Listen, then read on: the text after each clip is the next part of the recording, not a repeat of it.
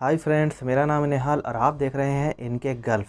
तो आज के इस वीडियो में मैं बात करने वाला हूं, जैसा कि थंबनेल में आप लोग देख ही चुके होंगे, कि मैं कुवैत में अभी रिसेंटली जो आया हूं तो मेरा खर्च कितना हुआ है। मतलब टोटल खर्च के बारे में मैं बात करूंगा।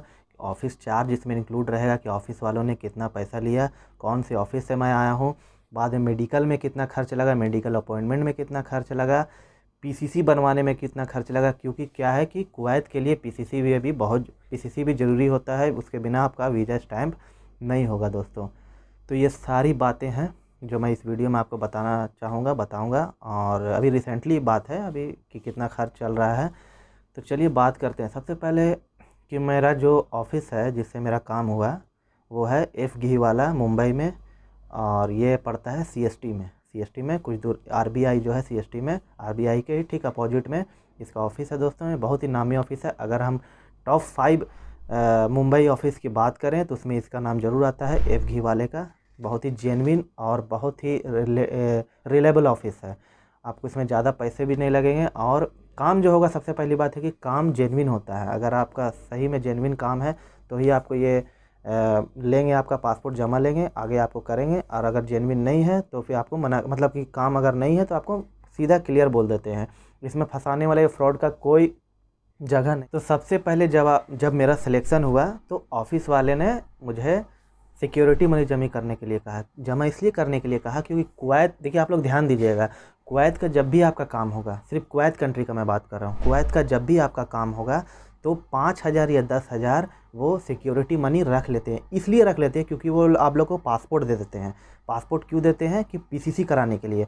तो क्या होता है कि जब आपको पासपोर्ट उन्होंने दे दिया तब तो फिर क्या है कि सिलेक्शन के तुरंत बाद क्या होता है कि वीज़ा प्रोसेस में लग जाता है आपका। अगर आप ऑफ़िस वाले पासपोर्ट आपको दे दिए और आप दूसरी कंट्री में फिर से इंटरव्यू दे के भाग गए तो वीज़ा का जो पैसा वो ख़राब हो जाता है, बर्बाद हो जाएगा। इसीलिए ऑफ़िस वाले क्या करते हैं कि सिक्योरिटी मनी के तौर पे 5,000 से 10,000 सिक्योरिटी में रख लेते हैं ताकि आप भागे ना, और अगर भागे तो उससे वीज़ा का कंसेशन निकल जाए।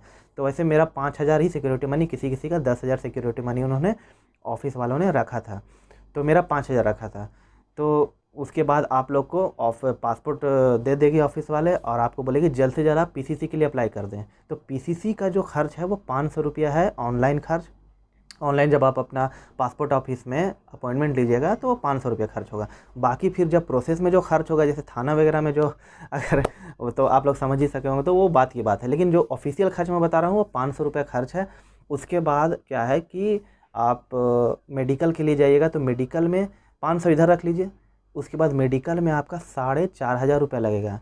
मेडिकल 4,500 और 1,000 अपॉइंटमेंट में लगेगा, यानी 5,500 कुल मिला के मेडिकल में लग गया। 500 आपका पीसीसी में लग गया, यानी कि 6,000 रुपये। ऑफ़िस वाला जो मेरा चार्ज था वो 50,000 था। जी हाँ, 50,000 ऑफ़िस चार्ज था। इसी में वीज़ा चार्ज और एयर टिकट इंक्लूड था। तो 50,000 प्लस मेडिकल का जो चार्ज था और पीसीसी चार्ज 6,000, यानी 56,000 में मेरा टोटल जो काम था वो हो गया। अब जो आपका मुंबई या फिर आप जहाँ भी से भी कराएं, वहाँ आना जाना, वहाँ का रहना, वहाँ खाना, वो आपके ऊपर है। आप अपना डिसाइड कीजिए कि कितना आपका खर्च बैठेगा।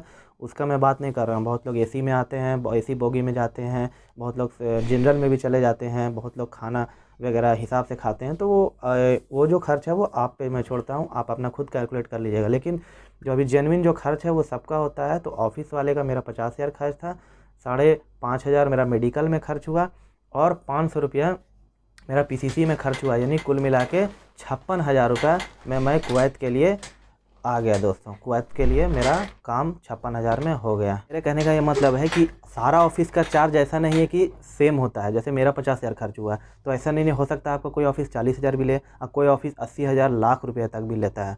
तो ये दिमाग में मत रखिए कि मेरा 50,000 में हुआ है तो आपका भी 50,000 में ही हो जाए। हो सकता है उससे कम में भी हो, उससे ज़्यादा भी हो सकता है। तो ये ऑफ़िस पे और जो रिक्वायरमेंट पे डिपेंड करता है। तो सबसे पहली बात है कि ध्यान दीजिएगा ऑफ़िस जेन्युइन हो और पैसा पहले मत दीजिएगा। कुवैत वाले में सिर्फ सिक्योरिटी मनी कुछ लेते हैं, तो ज़्यादा से ज़्यादा 5,000 से 10,000 से ज़्यादा मत दीजिएगा।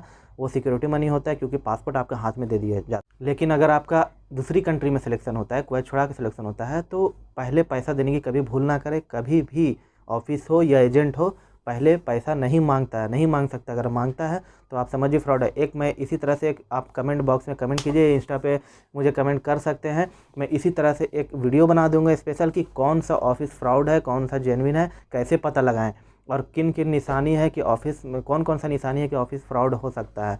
तो इसके लिए एक मैं सेपरेट वीडियो वैसे आप लोगों को बना के अवेयर कर दूंगा दोस्तों।